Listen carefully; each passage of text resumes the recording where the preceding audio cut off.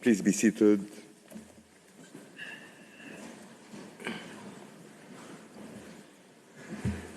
The sitting is open. For reasons duly made known to me, Judges Yusuf and Gomez Robledo are unable to sit with us today. The court meets this morning to hear the second round of oral argument of the Republic of Azerbaijan on the preliminary objections raised by the respondent in the case concerning application of the International Convention on the Elimination of All Forms of Racial Discrimination, Azerbaijan versus Armenia. I shall now give the floor to Mr.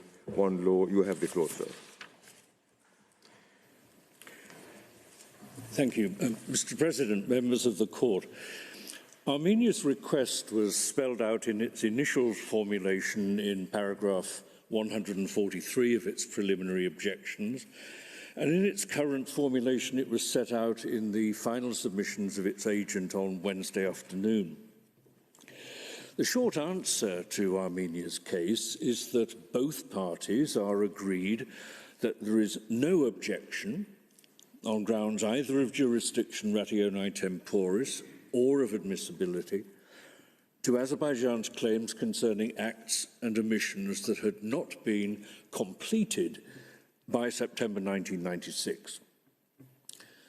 There is no dispute that Azerbaijan has such post-1996 claims.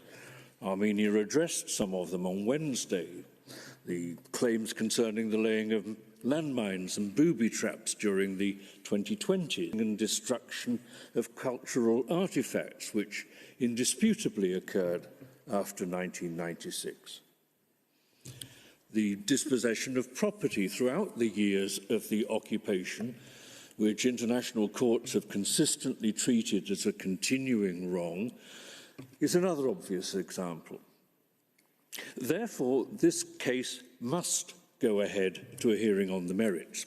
The only question is whether some aspects of Azerbaijan's claims are excluded. Traps and environmental harm. And second, the scope of its jurisdiction ratione temporis. That is, on the question whether, in this case, Armenia can in principle bear responsibility for any conduct completed after 23 July 1993, or only for conduct completed after 15 September 1996. These matters have a preliminary character that can be decided now, although their impact on Azerbaijan's case is at most marginal. Those determinations will help the parties focus their forthcoming written pleadings. The effect of the answers to these questions on Azerbaijan's claims is something to be addressed in the counter-memorial and subsequent written pleadings, and at the hearing on the merits. But there is no doubt that Azerbaijan's third case will go ahead. Armenia has repeatedly mischaracterized Azerbaijan's case, and each time Azerbaijan explains what its case actually is, in the face of Armenia's misunderstanding, Armenia complains that Azerbaijan is changing its case. In both rounds of its submissions this week, Armenia tried to reformulate Azerbaijan's third complaint in an attempt to bolster its ratione materiae and ratione temporis objections. Armenia tried to convince you that Azerbaijan has failed to demonstrate that Armenia's landmines, booby traps, and environmental destruction formed part of a campaign of ethnic cleansing and cultural eradication. But these are issues for the merits. Indeed, watching Armenia's slide presentation on Wednesday with its multiplicity of maps and colourful overlays, it was hard to believe that this is a hearing on preliminary objections rather than on the merits. Azerbaijan has not changed its case. Azerbaijan's case has always centred upon Armenia's 30-year campaign of ethnic cleansing and cultural erasure, including both the forcible and collective expulsion and displacement of Azerbaijanis and the prevention of their return. Azerbaijan has always presented Armenia's deployment of landmines and booby traps and its destruction and pillage of the environment and resources of the formerly occupied areas as being among the many elements of the 30-year campaign. This was made perfectly clear in Azerbaijan's letter of 8th December 2020, informing Armenia of its third complaint, in Azerbaijan's application to the court in September 2021, in Azerbaijan's memorial in January 2023, and in its submissions this week. Azerbaijan has set out, 1, the facts on which it relies, and 2, the provisions of the CERD that it says are violated by those facts. As written and oral submissions have been exchanged, it has refined or clarified its case. That is what rounds of submissions and phases of proceedings are for, the clarification of the precise legal questions on which the parties disagree. But the allegation that sits at the heart of Azerbaijan's third complaint has not changed. This Armenia has long known, despite its claim that these proceedings took it completely by surprise, even as it prepared its own third claim against Azerbaijan. And Professor Talman will say more on that shortly. So both parties are agreed that this case will go forward to a merits hearing, and the response by Azerbaijan could stop at this point. But Armenia made a number of further points to which it's convenient to respond at this stage. I shall address the ratione temporis objection. Professor Talman will then address the objections to admissibility. The legal and factual aspects of Armenia's objection relating to landmines and booby traps will be addressed by Mr. Wordsworth and Mr. Oki, respectively. And Professor Boisson de Chazourne will address the ratione materiae objection concerning environmental harm. Mr. Martin repeated more than once that Armenia's assertion that the ethnic cleansing campaign had ended by 1994. It may become clearer at the merit stage why Armenia is so keen to exclude the First Karabakh War from the court's view, but 3 points can be made at this stage. First, a campaign of ethnic cleansing is not over and done with the minute the last resident is pushed over the border. It continues when steps are taken to prevent or otherwise frustrate the residents' return and to import and maintain new residents in their place. It continues as the occupying power makes former cities, towns and villages uninhabitable, or destroys the infrastructure or the cultural buildings and artifacts, or the environmental and natural resources that have sustained the community prior to its expulsion. Ethnic cleansing is not an act, it is a strategy, a policy, a campaign. And in this case, it continued after 1994 and after 1996 and up until recent months.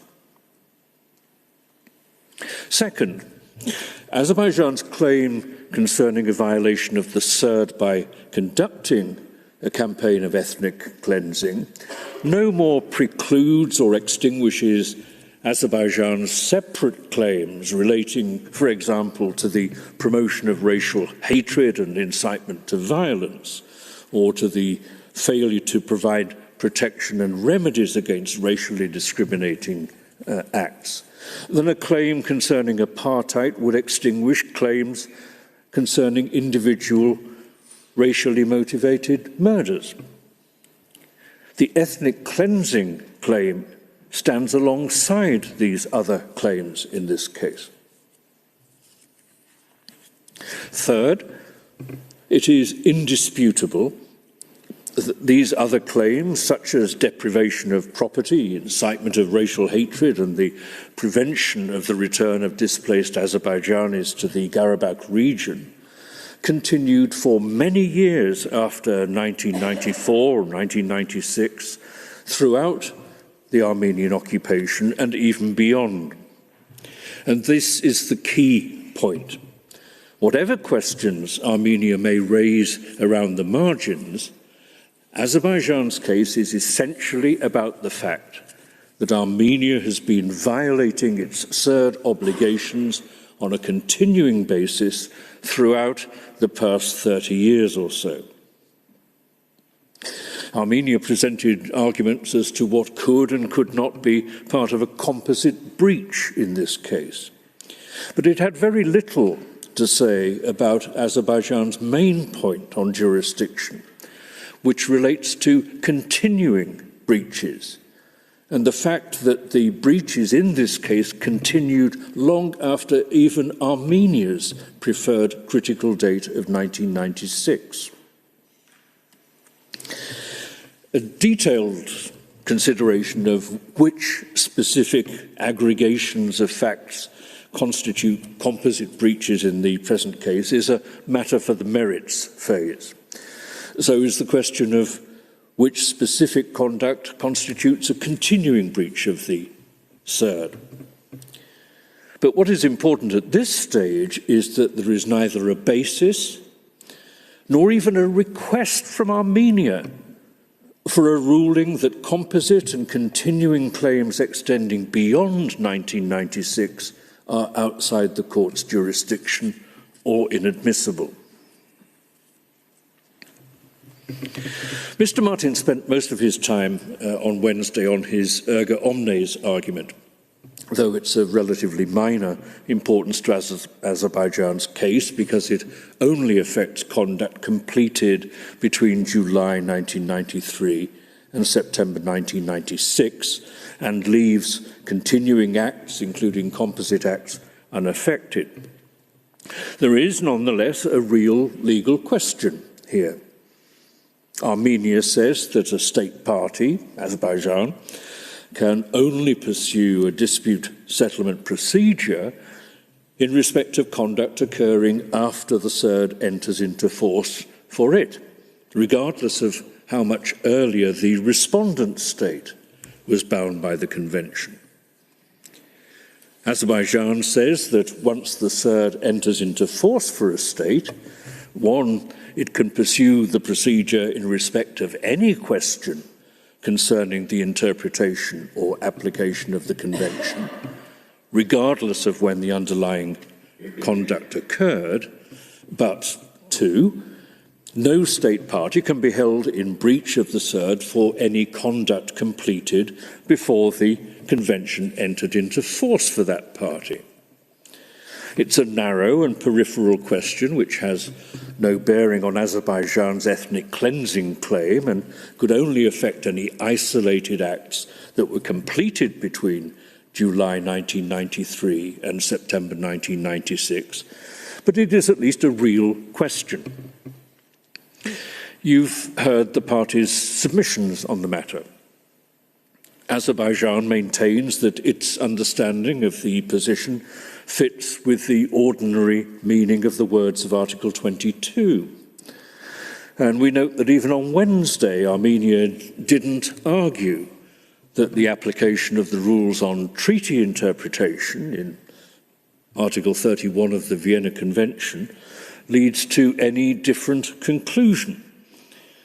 Armenia simply asserts that the drafters of the CERD could not have intended to establish a position contrary to that now advanced by Armenia, in which Azerbaijan cannot point to breaches of the CERD by Armenia between the dates of Armenia's ratification in 1993 and Azerbaijan's ratification in 1996. Though Armenia sees things differently, Azerbaijan sees nothing unfair or irrational or let alone absurd in a state that has accepted legal obligations being thenceforth expected to comply with them. And I should note two further points. First, in its application, Azerbaijan does not ask the court to say that Armenia breached Azerbaijan's rights, but rather that Armenia breached its obligations under the CERD. And the distinction is important. Second, Armenia seems to view the CERD as a network of bilateral contractual package deals between these states' parties. This is at odds with the plain language of CERD, whose obligations to eliminate racial discrimination are not expressed as or limited to inter partes obligations, but rather, as its preamble repeatedly emphasizes, apply to all human beings with a view to eliminating racial discrimination throughout the world in all its forms. And as we recalled on Tuesday, the court itself explained many years ago that in conventions of this kind, one cannot speak of individual advantages or disadvantages to states, or of the maintenance of a perfect contractual balance between rights and duties. Armenia surely cannot seriously suggest that its obligation to eliminate racial discrimination as from 23rd July 1993 applied only to the select nationals of those state parties who were also bound by the convention as at that date. For example, looking at Armenia's table of CERD ratifications, that Armenia remained free to discriminate against South Africans but not Ethiopians, or against Americans but not French nationals, or against Japanese but not Chinese nationals. More fundamentally, the CERD is not all about us. Conventions such as the CERD are not only about states. They're designed for the protection of individuals. That is their purpose. And that is why the human rights instruments have, and emphasize the importance of having, collective enforcement mechanisms. Mr. Martin also referred to a 2005 resolution of the Institut de Droit International. Interesting as the work of the Institute always is, there are many loose threads here. For example, Article 2 refers to states to which the obligation is owed, not states to which the obligation was owed at the time of the act complained of. And Article 6 says that this is all without prejudice to the rights and remedies pertaining to a state which is specially affected by the breach of an obligation erga omnes, as Azerbaijan is obviously specially affected here. But because this argument is of such marginal importance and the Institute text seems to have left no discernible footprint on the sands of state practice, Azerbaijan leaves the matter there and invites the court to decide this question on the basis of the parties' respective submissions, insofar as it considers that it needs to decide it at all. That brings my submission on behalf of Azerbaijan to an end. I thank the court for its attention and ask that you call Professor Talman to the lectern. I thank Mr. Von Loo for his statement. I now invite Mr. Stefan Talman to take the floor. You have the floor, sir.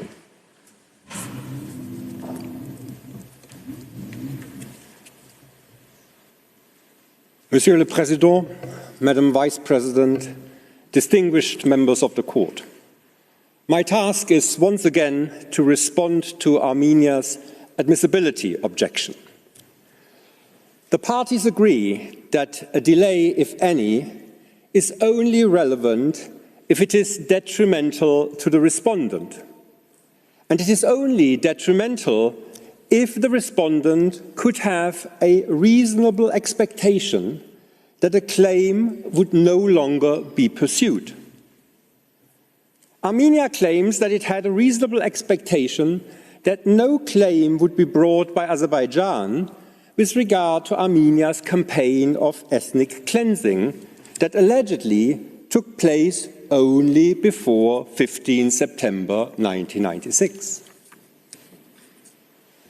I would invite you, members of the court, to pause for a moment, take a step back, and ask yourself this question.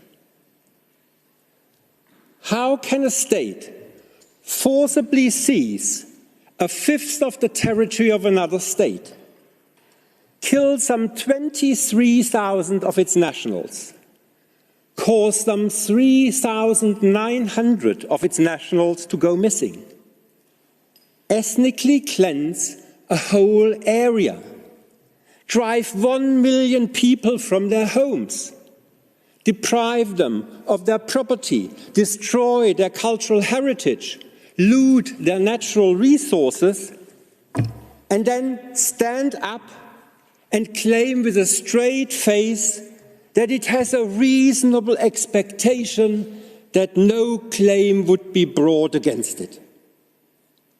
It cannot. But that is exactly what Armenia has been doing the last few days.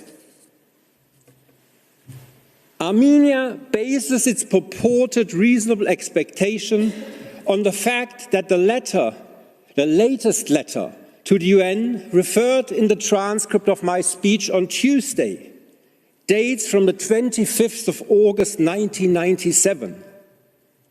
However, these letters to the UN were only given as examples to show that from the 23rd of July 1993, when Armenia became a party to CERT, Azerbaijan had registered its grievances about Armenia's ethnic cleansing campaign with the United Nations and asked for these grievances to be made known to the international community, including Armenia.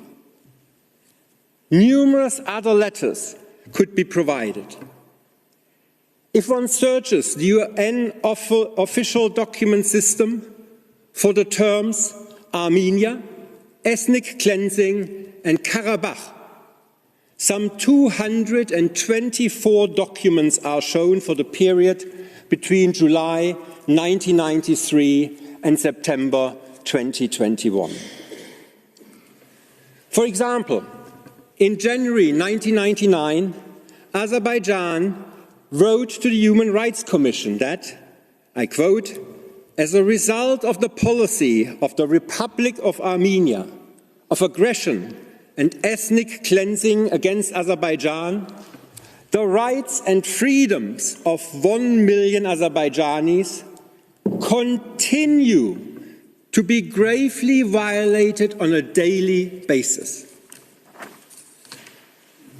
In 2005, Azerbaijan intervened in the case of Cheragov and others versus Armenia before the European Court of Human Rights, submitting that there were continuing violations by Armenia of inter alia the prohibition on discrimination.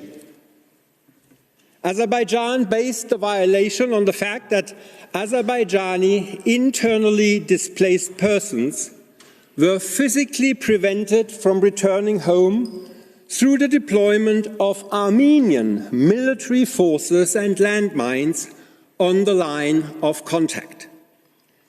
And in 2007 and 2012, Azerbaijan submitted extensive reports to the United Nations on the international legal rights of the Azerbaijani internally displaced persons and the Republic of Armenia's responsibility. Armenia dismisses the letters and documents sent to the UN because they allegedly refer to ethnic cleansing which took place and was allegedly completed in 1994. Does this mean that claims with regard to ethnic cleansing can be made only during the time when the cleansing is actually underway? That cannot be correct. In any case, as Professor Lowe has shown, Armenia's ethnic cleansing campaign was by no means completed in 1994. Armenia also tries to brush aside these constant reminders of its ethnic cleansing campaign by introducing the new admissibility requirement of a proper legal claim. In Armenia's view, a claim is only to be admissible if a legal claim has been presented to the respondent without delay.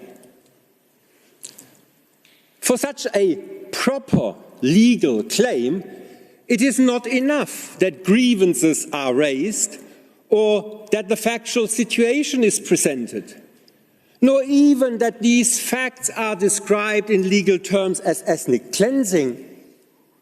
No, such a proper legal claim must, according to Armenia, mention the third, formulate a specific request for remedies, and specifically invoke the international responsibility of the Republic of Armenia, and not just its leaders.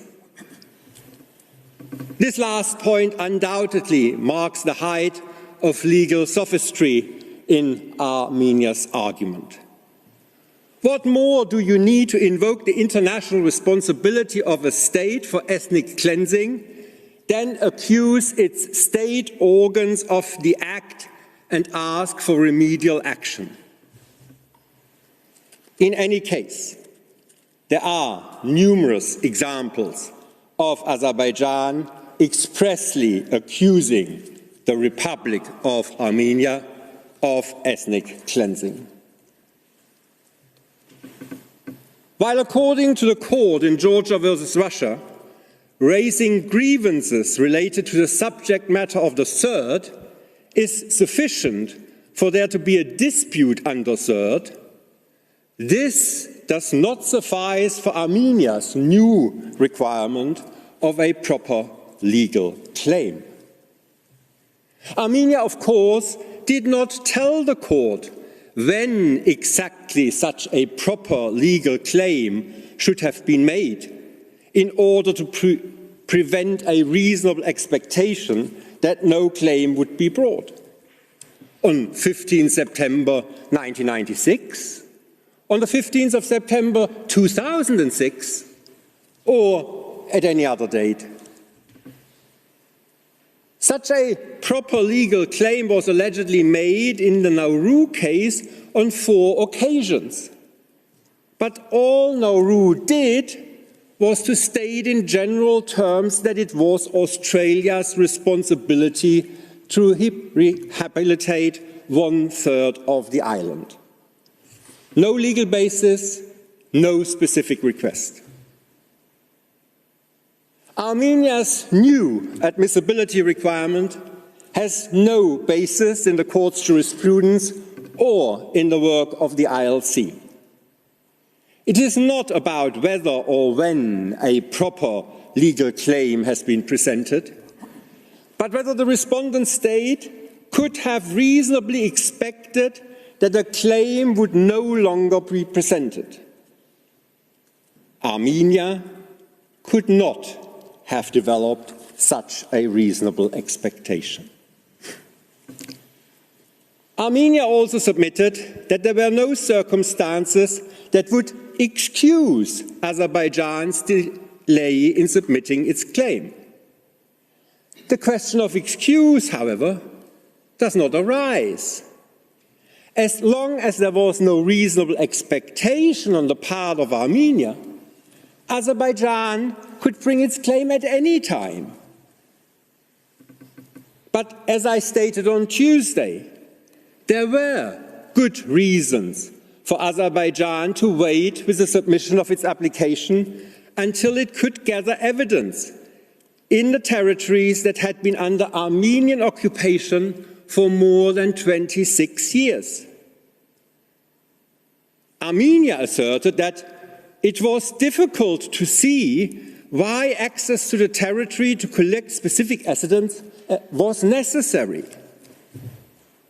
But it is precisely a campaign of ethnic cleansing, in contrast to the expulsion of a single Azerbaijani, that requires the collection and preservation of evidence in the ethnically cleansed area. It is the desecrated cemeteries, the booby-trapped private homes, the mines planted in the agricultural fields, the vandalized religious buildings, and the cut-down ancient monument trees that prove the campaign. That evidence is, of course, only available in the territory from which the local population was cleansed. Let me finally briefly turn to Armenia's argument that it was disadvantaged in mounting a defense to Azerbaijan's claims, despite having had control for over 26 years. Armenia must surely have collected evidence to defend itself before the European Court of Human Rights in cases concerning violations of the European Convention on Human Rights with regard to the First Karabakh War. Armenia's argument that it did not need to prepare its defense because it could reasonably expect that no claim would be made is purely self-serving. If it really thought that occupying and ethnically cleansing a fifth of the territory of Azerbaijan and proceeding to erase all signs of Azerbaijani culture in the area would not give rise to any claim, then this is entirely Armenia's fault and cannot prevent Azerbaijan from bringing a claim under cert. Members of the Court, I thank you for your kind attention. Mr. President, may I ask you to call on Mr. Wordsworth to respond to Armenia's second preliminary objection.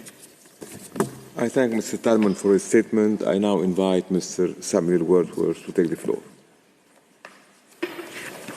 You have the floor, sir. Thank you, sir.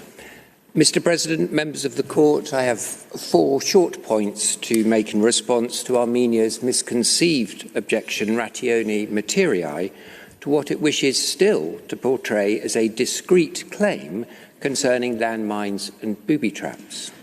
There is, by contrast, nothing to respond to on Armenia's curious argument that landmines and booby traps cannot fall within a third claim as they are not themselves capable of discrimination, and likewise its incorrect interpretation of Article 1.1 as a rigid 2-step test.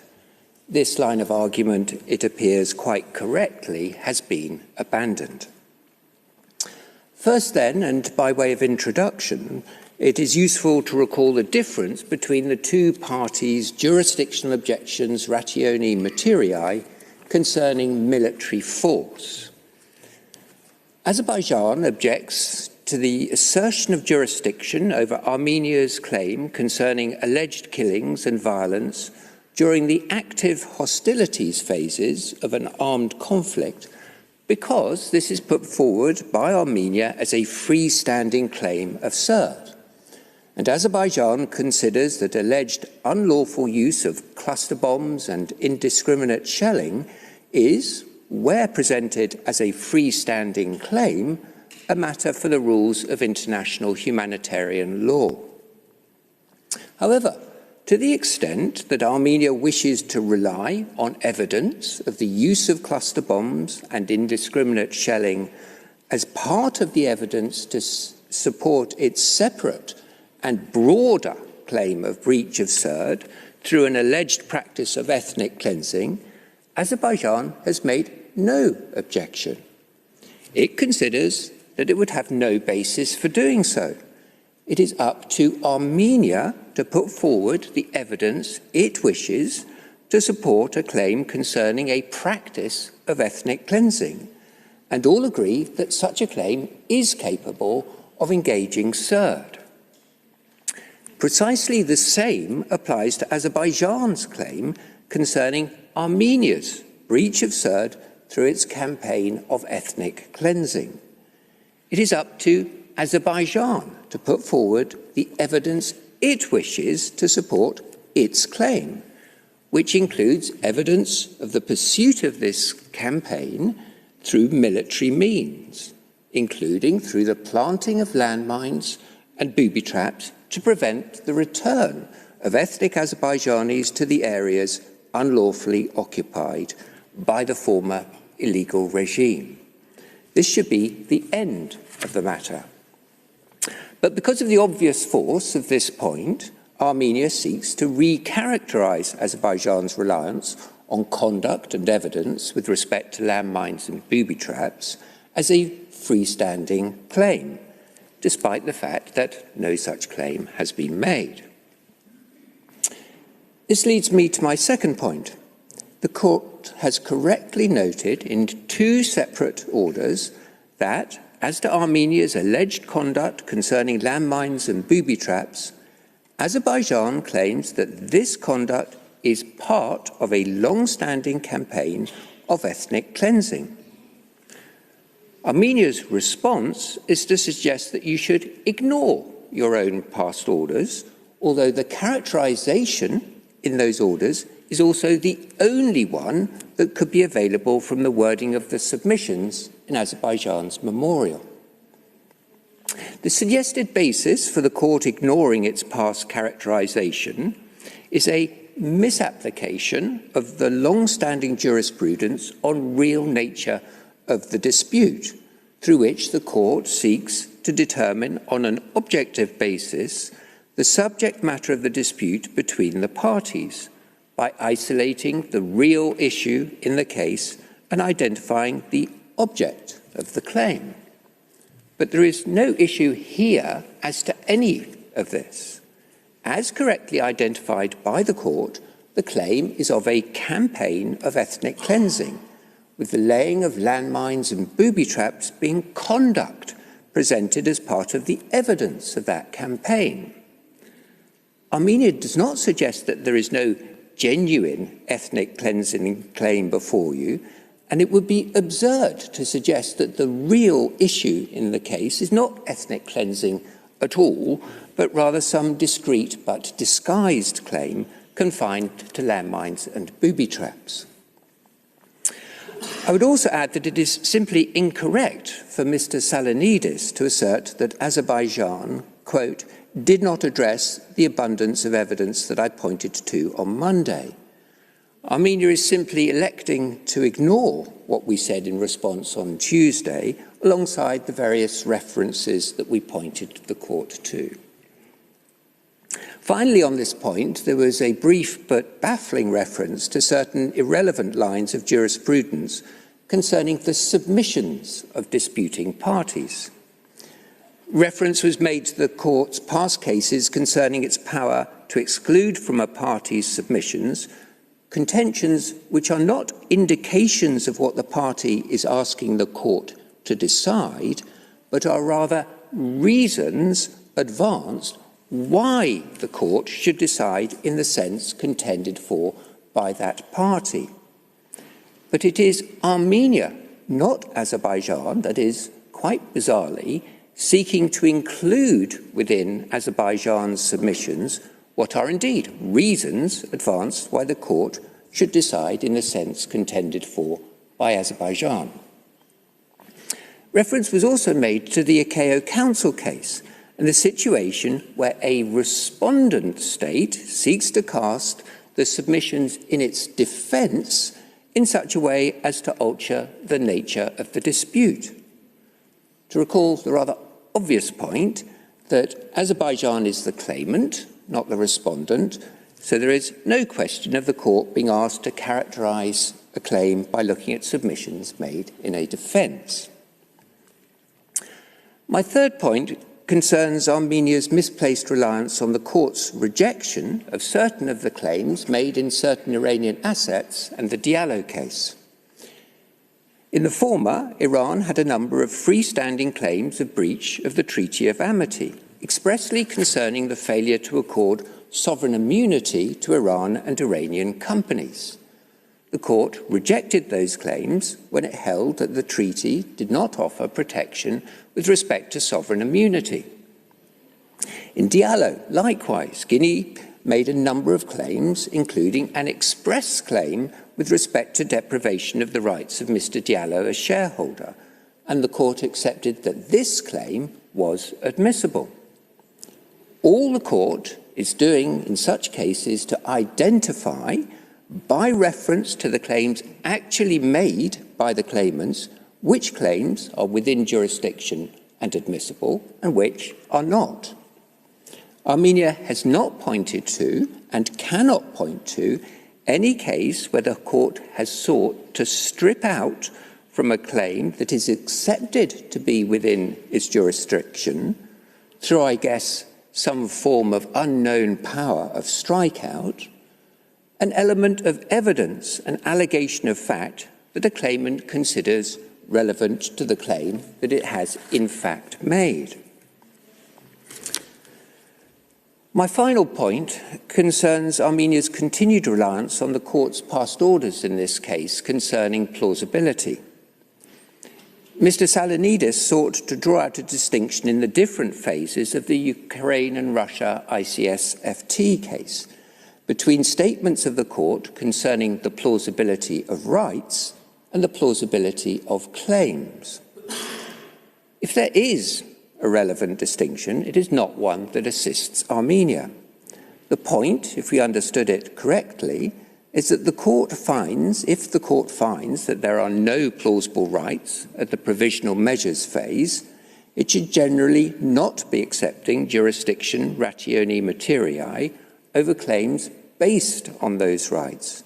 But that is precisely what the court did in the Ukraine and Russia case, and on the express basis that an assessment of plausibility of claims was generally inappropriate at the jurisdictional stage. Notably, it was also asserted that the court has already twice found that the alleged rights asserted by Azerbaijan with respect to landmines and booby traps are not plausible.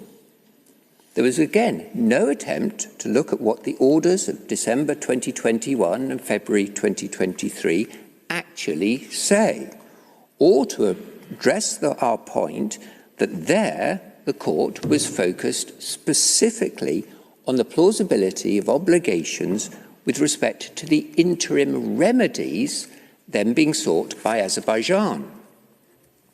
As we explained on Tuesday, and as was not challenged, the court expressly recognised in both orders that a policy of driving persons of a certain national or ethnic origin from a particular area, as well as preventing their return thereto, can implicate rights under CERD, and that such a policy can be effected through a variety of military means.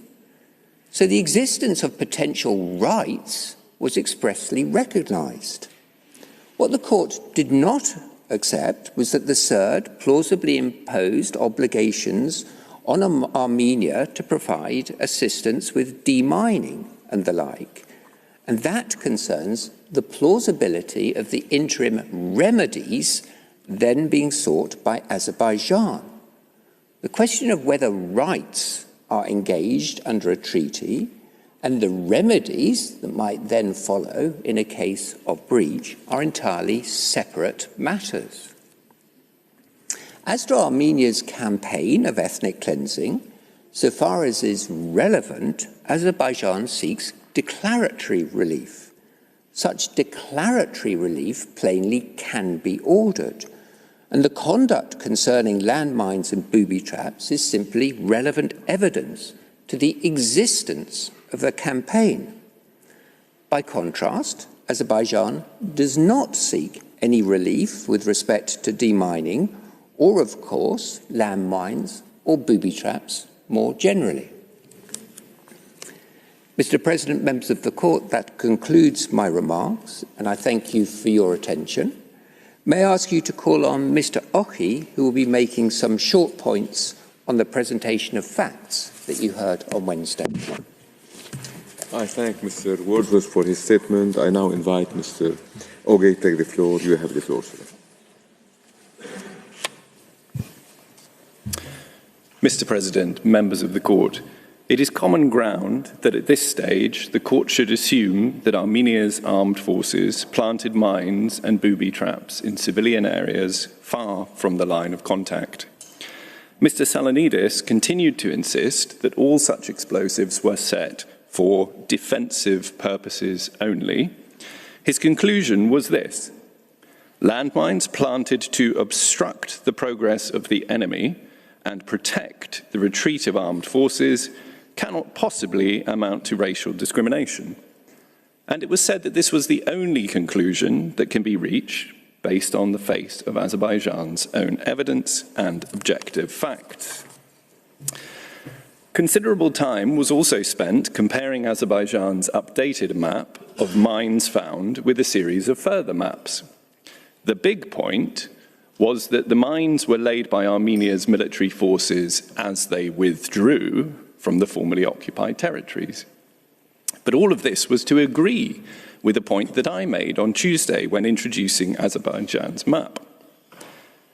And just as on Monday, you heard not one word about Azerbaijan's detailed evidence of, for example, landmines placed in desecrated cemeteries or booby traps placed in civilian homes. There was no answer to my question of whether it was really being said that this could have been for defensive purposes only. And plainly, it would have been nonsensical to say that, for example, the only reason for hiding landmines under toppled Azerbaijani gravestones in a desecrated cemetery can have been to obstruct the progress of enemy advancing forces or to protect Armenian forces retreating in haste. Perhaps Mr. Salonidis was seeking to sidestep Azerbaijan's evidence by focusing on the locations where mines have exploded, what he referred to as the red dots on Azerbaijan's map on the screen, rather than where mines have been found. As regards the landmines and booby traps laid by Armenia's forces in civilian areas in the district of Kalbajar and Lachin, as well as Agdam, there is the further obvious difficulty that Armenia's forces did not retreat hastily as Azerbaijani soldiers advanced. Rather, Armenia's forces withdrew by agreement after the cessation of hostilities. Mr. Salonidis also suggested that what he called the sporadic dots to the left side of the map are remnants of the First Nagorno-Karabakh War. That was an invitation carefully to assess and weigh Azerbaijan's map of where mines have been found against Azerbaijan's earlier belief as to where mines might have been laid. And that weighing can, of course, be done at the merits stage only. Notably, Armenia has previously suggested to the court other explanations for the location of certain mines shown on this map. In January 2023, Armenia's counsel told the court that some of these mines were laid by within Armenia's territory, but between 2021 and 2022, they were dug up by Azerbaijani forces who then transported those mines into Karabakh. Further, by focusing on the top and the bottom of Azerbaijan's map only, Mr. Salonidis avoided the area in the middle, near Lachin city, now circled on the screen. including Azerbaijan's evidence of booby traps being set by Armenian forces long after the cessation of hostilities in the former homes of Azerbaijani civilians, which were deliberately destroyed, by way of example, in the villages of Sus and Zabuk during the agreed withdrawal of the Armenian forces in August 2022. Mr. Salonidis claimed that Azerbaijan's evidence was thoroughly addressed by Professor Murphy at the hearing of Azerbaijan's second request for provisional measures.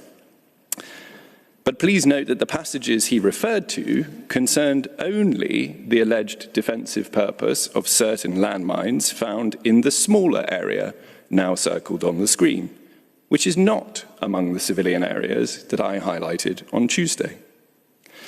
As to the sources of Azerbaijan's evidence, Mr. Salonidis could not suggest that ANAMA's findings are to be disregarded at this stage, nor could he dispute that ANAMA is a very well-respected agency supported by the United Nations Development Programme. However, it was implied that ANAMA's announcement after the scheduling of this hearing should be dismissed as self-serving.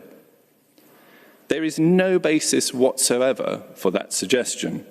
And to note, the December 2020 United Nations report, to which both Mr. Salonidis and I referred, states, the assessment team found ANAMA to be an experienced and highly competent national mine action centre, well placed to manage, coordinate and execute mine action. Mr. Salonidis was also wrong to say that the November 2021 report of the Organisation of Islamic Cooperation was, quote, prepared solely on the basis of Azerbaijan's allegations, end quote. That report states, the delegation received a comprehensive briefing at ANAMA and visited the vast tracts of land in the Agdam district heavily infested with lethal landmines. The apparent suggestion that this report should be disregarded merely because Armenia is not a member state of the OIC was perplexing. I turn to Armenia's refusal to hand over comprehensive and accurate information as to the placement of mines and booby traps after the cessation of hostilities. Mr. Salonidis stated that there are many possible justifications for this. He came up with just two. His first possible justification was that perhaps the information was simply not at Armenia's disposal, and it became available only later through so-called Nagorno-Karabakh military personnel. And it was said that Armenia's statement of the 25th of January of this year supports this. Thus, an attempt was made to distinguish between Armenia's forces and the so-called Nagorno-Karabakh armed forces. This is to ignore the established fact that armed forces of the illegally installed regime were highly integrated in Armenia's forces. It is also to ignore Armenia's own statement that it has only now resumed its survey. And Mr. Salonidis blanked the question of why on earth Armenia had ever stopped asking so-called NK military personnel for information which they were known to have. He also blanked the Armenian Prime Minister's admission in July 2021 that only a tiny part of the maps in Armenia's possession had been handed over. In this connection, it should be recalled, as should be obvious, that the United Nations report of December 2020 expressly stated, the urgency to gather, analyse and disseminate explosive ordnance-related data cannot be stressed enough.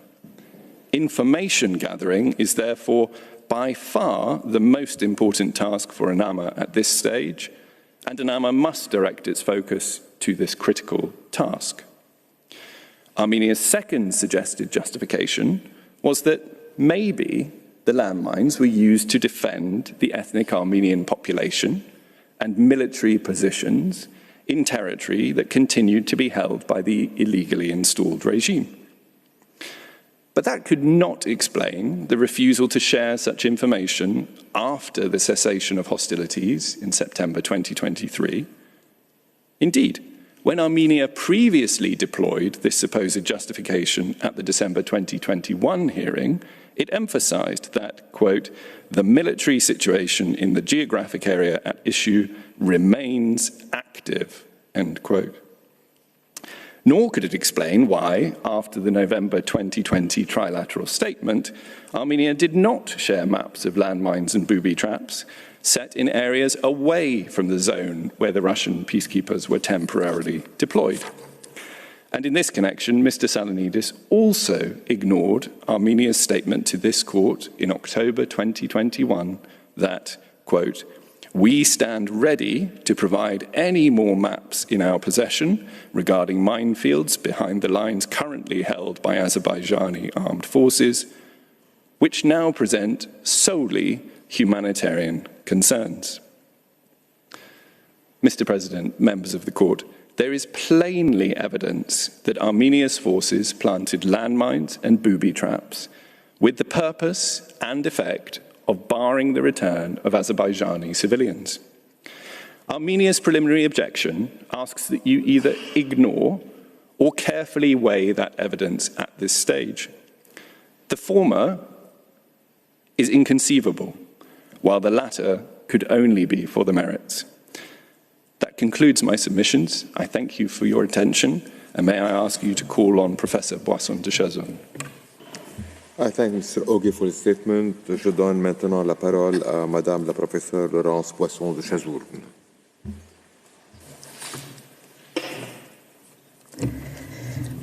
Monsieur le Président, Madame la Vice-présidente, Mesdames et Messieurs les membres de la Cour, je traiterai de quelques questions qui permettront de répondre à des assertions erronées faites par l'Arménie. Cela montrera une nouvelle fois que les revendications de l'Azerbaïdjan portant sur les actes de destruction et de dégradation de l'environnement sont constitutives de racisme environnemental. En 2002, le comité CIERD a reconnu que le racisme environnemental est une forme de discrimination couverte par la CIERD. Je dois toutefois faire quelques remarques préliminaires. Tout d'abord, s'agissant de la compétence de la Cour, l'Arménie reconnaît que le test des deux éléments tels que formulés par votre juridiction en l'affaire Ukraine contre Russie est celui qui doit être satisfait au stade du fond. Mais là où le bas blesse, c'est que le Conseil de l'Arménie s'empresse ensuite de réinterpréter l'article 1, paragraphe 1 de la CIERD en ajoutant un troisième élément qui devrait être satisfait, à savoir celui d'un differentiation of treatment of human beings. Outre le caractère artificiel de cette condition, il est intéressant de noter que l'Arménie n'a pas invoqué cette condition supplémentaire la semaine dernière dans ses allégations de détention et de disparition forcée. En outre, l'Arménie convient qu'à ce stade de la procédure, elle doit accepter que ce sont les éléments de preuve présentés par l'Azerbaïdjan dans ses écritures qui doivent être pris en compte.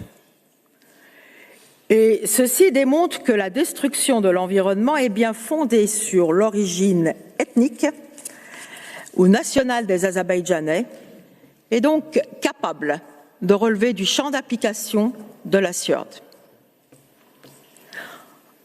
Enfin, l'Arménie semble finalement admettre que des déductions fondées sur des preuves peuvent être faites. Les déductions sont un élément essentiel de l'établissement judiciaire des faits. La question de savoir si elles sont correctes ou non sera examinée au stade du fond. Permettez-moi maintenant de passer à la première question que je souhaite aborder.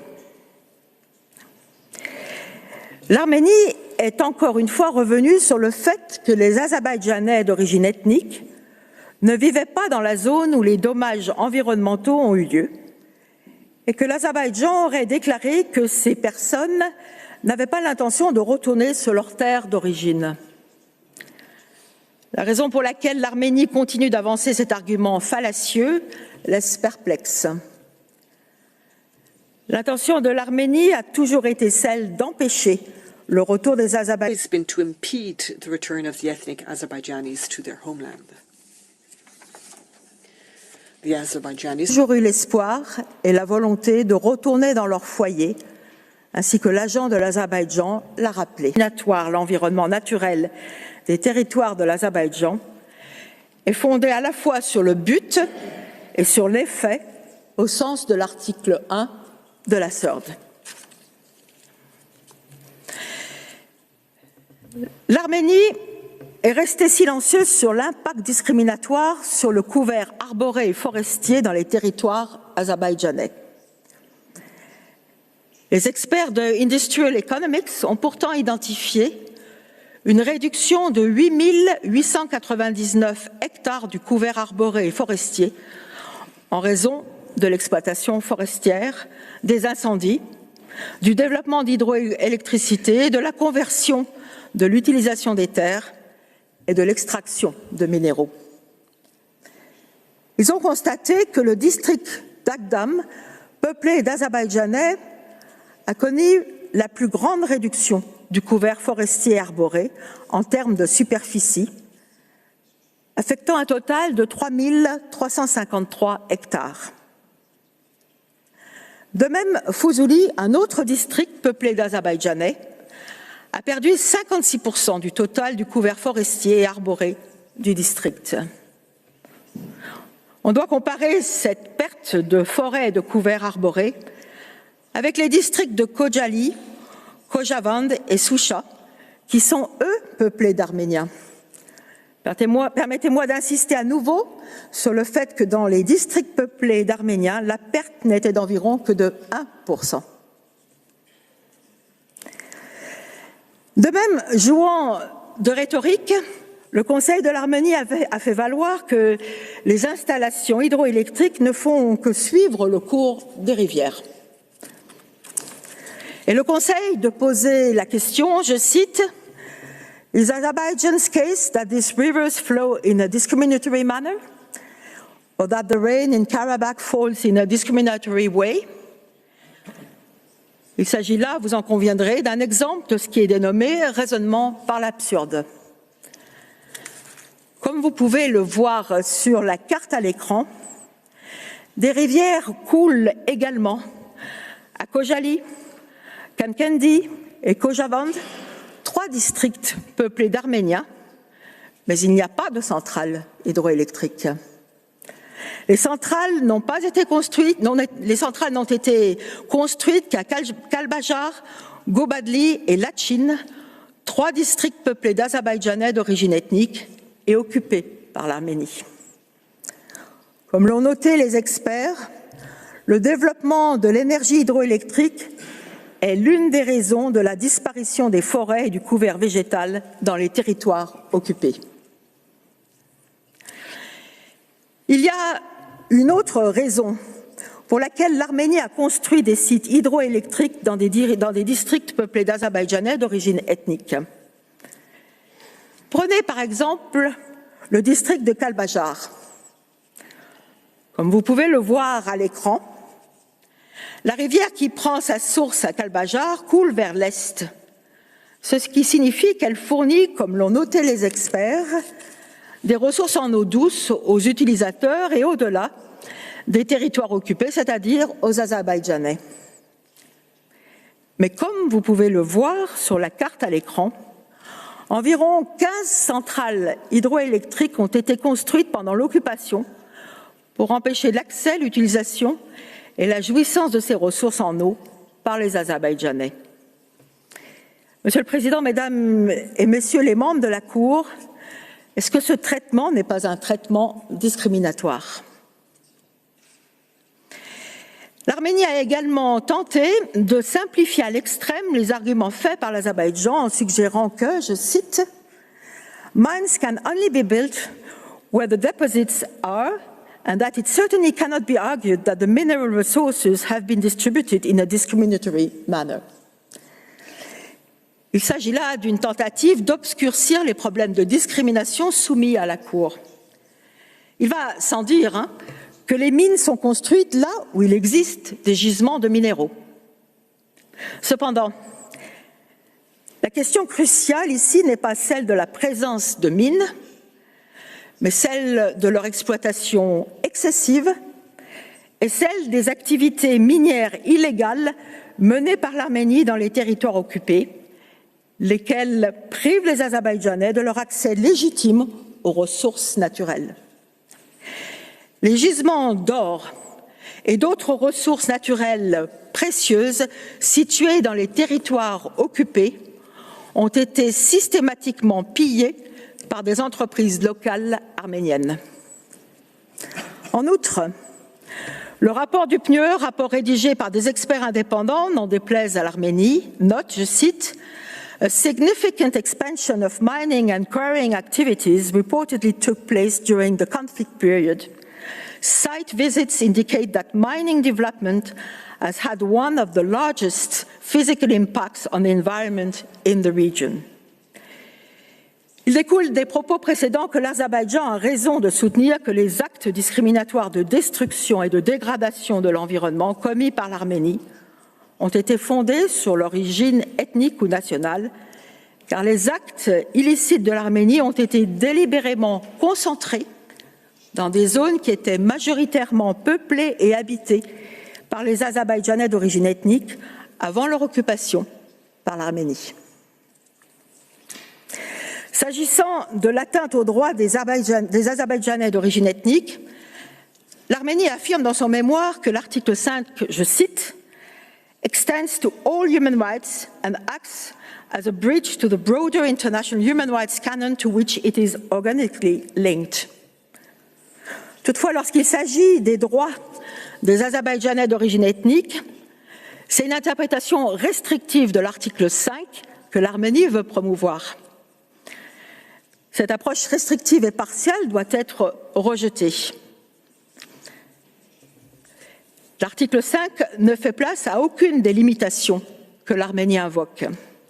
Et dans sa recommandation 24, concernant l'article 1er de la Convention, le comité SIERD a bien souligné que, je cite, « La Convention englobe toutes les personnes qui font partie de races ou groupes nationaux ou ethniques différents ou de populations autochtones. » C'est cette interprétation qui doit prévaloir. Le droit international reconnaît aux personnes déplacées le droit de retourner dans leur foyer dans des conditions de sécurité et de dignité et le droit de se voir restituer les biens dont ils ont été spoliés. Monsieur le Président, Mesdames et Messieurs de la Cour, comment ce droit peut-il être exercé lorsque les terres d'origine des personnes déplacées sont rendues inhabitables par la dégradation et la destruction de l'environnement naturel? De plus, comme l'Azerbaïdjan l'a déjà mentionné, le comportement illégal de l'Arménie implique des violations de l'article 2 ainsi que des violations d'autres droits de l'homme. Ces droits doivent être interprétés de manière intégrée à la lumière des faits de la présente affaire. Pour conclure, les faits et arguments juridiques présentés par l'Azerbaïdjan ont bien démontré que l'objection préliminaire de l'Arménie relative à la destruction de l'environnement doit être rejetée. Monsieur le Président, Mesdames et Messieurs les membres de la Cour, je vous remercie de votre bienveillante attention. Monsieur le Président, puis-je vous demander de donner la parole à Monsieur l'ambassadeur Rahman Mustafayev, co-agent de la République d'Azerbaïdjan. Je remercie Madame Boisson de Chazour de son intervention. I now call upon the co-agent of Azerbaijan, His Excellency Mr. Rahman Mustafayev. You have the floor, Excellency.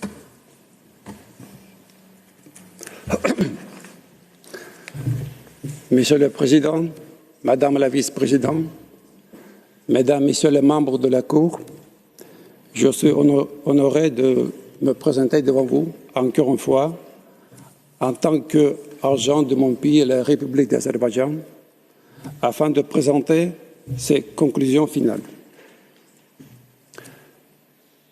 Prenant en compte les plaidoiries que vous avez entendues cette semaine, l'Azerbaïdjan est convaincu que la Cour rejettera chacune des exceptions préliminaires présentées par l'Arménie en ce qui concerne la compétence de la Cour et la recevabilité de la plainte de l'Azerbaïdjan au titre de la Convention internationale sur l'élimination de toutes les formes de discrimination raciale. Mr. President, it was notable yesterday that Armenia's Council spent much time addressing you with detailed factual rebuttals relating to its placement of landmines and booby traps and its environmental destruction as part of its ethnic cleansing and cultural eradication campaign in the formerly occupied territories. Azerbaijan has identified some basic flaws in Armenia's factual narrative today, but will respond in detail at the merits phase. The same can be said of Armenia's self-serving and clearly incorrect assertion that its racist campaign was all over by 1994. As Azerbaijan has explained, Armenia's campaign continued relentlessly for almost another 2 decades until the final liberation of the occupied territories in 2023. Yesterday, the agent of Armenia labeled Azerbaijan's comments with regard to the racist ideology which underpinned Armenia's breaches of the CERT as, I quote, not the proper province of this phase. Such matters may cause Armenia discomfort, but they are absolutely relevant to this preliminary objections phase because they will assist the court's understanding of the singular nature and scope of Azerbaijan's CERT complaint, the material jurisdiction over which has been questioned by Armenia. Yesterday, remarkably, the agent of Armenia repeated its charade that Armenia was never the occupying power in Azerbaijan's sovereign territories. He quoted selectively from UN Security Council resolutions. He misrepresented ACHR jurisprudence. Council to Armenia faithfully followed suit, alluding to so-called Nagorno-Karabakh's armed forces, in an effort to convey that they were somehow separate from Armenian armed forces. All of this was a vain attempt to evade the simple reality. In violation of international law, Armenia invaded, occupied, and ethnically cleansed Karabakh and the adjacent 7 districts over a period of nearly 30 years.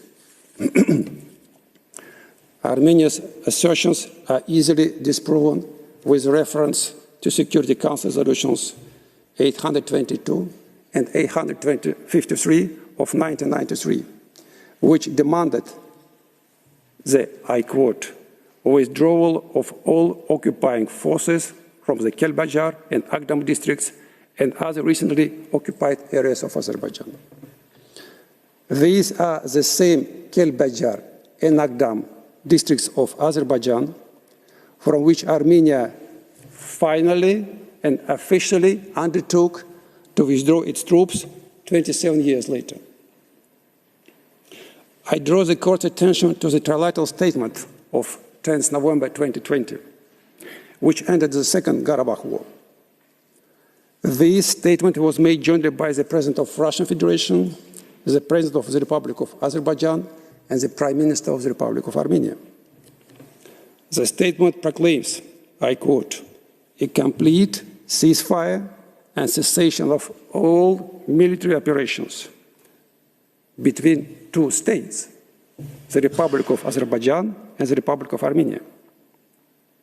Specifically, the trilateral statement proclaims that, I quote, the Agdam region shall be returned to Azerbaijan and, I quote, the Republic of Armenia shall return the Kelbajar region to the Republic of Azerbaijan by 15th November 2020 and the Lachi region by 1st December 2020. The conclusions to be drawn are obvious. Armenia was throughout the relevant period, the sole occupying power in then sovereign territories of Azerbaijan. The agent for Armenia refused to acknowledge a misleading statement made by Armenia's council on Monday. But her statement was clear, and I quote, "Discrimination against an ethnic group which was on its," that's Azerbaijan's, own case, "not located in the relevant territory and never intended to return there." Never intended to return. I will not explain again why it's simply inconceivable that Azerbaijanis never intended to return to their homes in the occupied areas, and why all parties knew that such returns would happen. Armenia's agents seemed to say that his counsel may have misspoken and intended to say that Armenia didn't intend Azerbaijanis to return. But even if that is the case, it's irrelevant. Whatever Armenia intended, the relevant issue is that it expected that Azerbaijanis would return, including to districts where they had previously constituted 99% of the population. Not only did Azerbaijanis intend to return, but this was always a fundamental precondition to any resolution of the conflict between Armenia and Azerbaijan. And yet, Armenia intentionally pillaged those districts, rather than those where Armenians lived, with intention to frustrate the ability of Azerbaijanis to return. Armenia's agent made 3 additional assertions yesterday. First, he claims that, I quote, "Neither Armenia nor the local representatives in Nagorno-Karabakh ever prevented the United Nations from accessing Nagorno-Karabakh."